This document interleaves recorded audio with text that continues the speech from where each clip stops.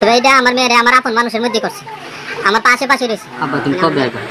আব্বা তুমি আজকে আইবা, কখন আইবা? পাঁচপুর ইউনিয়নের ছন্দমিয়ার পাড়া থেকে বাবা এখন কিন্তু যে জবানবন্দি দিছিল, মিডিয়াতে যে কথা বলছিল, এখন কিন্তু সে এখন বলতিছে যে আমি সবাইকে আইনের আওতায় আনার ব্যবস্থা করতেছি, কেউ সন্দেহের বাইরে না। সে কথাটা এইভাবে বলছিল। আর কিছু গণমাধ্যম ওখানে নিউজ করেছিল যে ময়নার বাবা সন্দেহ করে তার মাকে এবং তার চাচাকে। প্রিয় দর্শক, এই ঘটনাটি কতটুকু সত্য এবং ময়নার বাবার মুখের থেকেই আপনারা শুনবেন।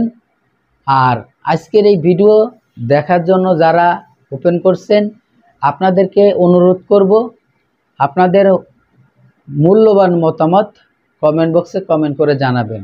আমরা কিছুদিন আগে দেখেছি যে মাগুরার আসিয়ার হত্যার বিচার 90 দিনের মধ্যে সম্পূর্ণ হয়েছে। আশা করি এই ময়না হত্যার বিচার, এই ব্রাহ্মণবাড়িয়ার ময়না হত্যার বিচার আমরা খুবই দ্রুত আমরা দেখতে পারবো। আর অবশ্যই বিজ্ঞ আদালত এটার রায় দ্রুত দেবে, কারণ সকল প্রমাণ হয়তো তারা এখন পর্যন্ত পেয়ে গেছে। এখানে আসামি হিসাবে ধরে নিয়ে গেছে মসজিদের ইমাম সাহেবকে এবং মুয়াজ্জিন সাহেবকে। আপনারা সেই মসজিদটা দেখেছেন যে কিভাবে সেই মসজিদের থেকে তাদেরকে ময়নার লাশটাকে মরাদেহটাকে বিচার হয়ে যাবে, আসামিও ধরা পড়বে। কারা এই ঘটনাটি ঘটাইছে তাদেরকেও বাংলাদেশ পুলিশ ধরে ফেলবে, হয়তো 2 দিন আগে অথবা 2 দিন পরে বিচার হয়ে যাবে। ময়নার বাবা বিচার পাবে, ময়নার মা বিচার পাবে। কিন্তু ময়না কি কখন আর ফেরত আসবে?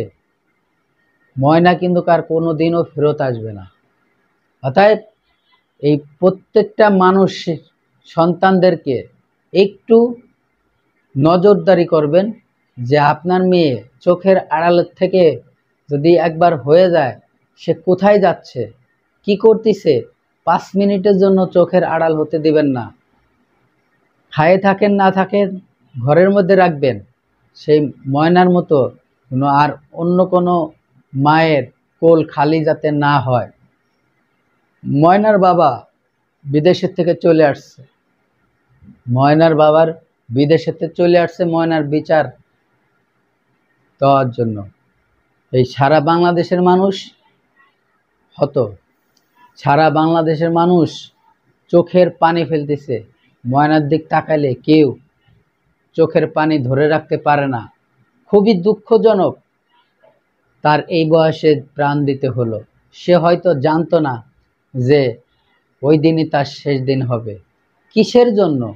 কি এমন অন্যায় করেছিল, কি এমন অপরাধ করেছিল, কি এমন দোষ ছিল? এই ময়নার বিচার একদম ময়নার দুনিয়া থেকে ময়নাকে বিচার করে দেয়।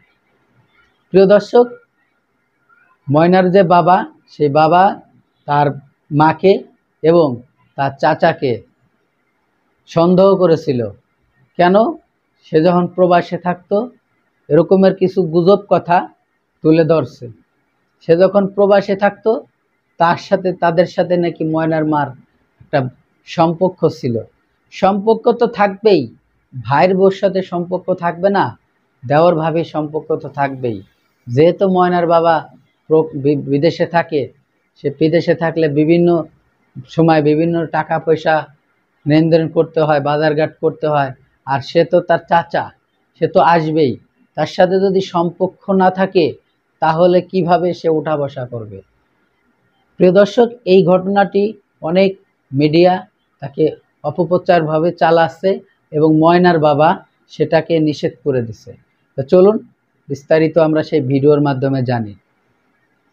প্রকাশ পেল ওই দিন দুপুরবেলা মা ও চাচাকে একসঙ্গে উলঙ্গ অবস্থায় অন্যায় কাজের মধ্যে দেখতে পায় ময়না তাদের অন্যায় উপকর্ম প্রকাশ করে দিবে বলেই এই ঘটনাকে ধামাচাপা দেওয়ার জন্য ময়নাকে তার মা প্রথমে একটি কান কর্তন করে, তারপর দেয়ালের সাথে তাকে ধাক্কা দিয়ে আঘাত করে মেরে ফেলার চেষ্টা করে। দেখা গেল ময়না কোনোভাবেই মৃত্যুবরণ করছে না। তখন ময়নার চাচা ময়নার লজ্জাস্থানের ভিতরে রড ঢুকিয়ে দেয়। তখন মুহূর্তেই ময়না মৃত্যুর কোলে ঢলে পড়ে। তারপর তার চাচা মসজিদ এতক্ষণে আপনারা যে ভিডিও ক্লিপটা দেখেছেন আশা করি হয়তো আপনাদের ভালো লেগেছে।